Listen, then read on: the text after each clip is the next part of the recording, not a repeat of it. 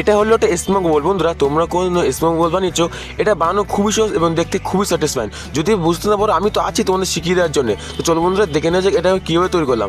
এটা বানাতে গেলে সিম্পলি আমাদের যা করতে হবে, আমাদের একটা বোতল লাগবে এবং একটা স্ট্র লাগবে। এইবারটাকে যেটা করতে হবে, এই স্ট্রটা এই বোতলের মুখে ঢুকাতে হবে। তো গাইস আমরা প্রথমে বোতলের মুখটা আমি ছেদ করে নিচ্ছি। গাইস প্রথমে বোতলের মুখটা খুললাম এবং এটা সুন্দর করে ছেদ করে নিচ্ছি। তো গাইস দেখতে পাচ্ছ আমাদের এটা ছেদ করা হয়ে গেছে।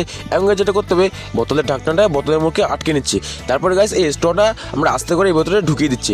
এবারটাকে যেটা করতে হবে, একটা বাটির বোতল সামান্য জল নিয়েছি এবং এর বোতলে সামান্য একটু সার্ফ গুলে দিচ্ছি। তো গাইস দেখতে পাচ্ছ এবারটাকে যেটা করতে হবে, একটা প্লেটের উপর এরকম একটা ধূপকাঠি নিচ্ছি এবং সেটাকে আমরা জ্বালিয়ে দিচ্ছি।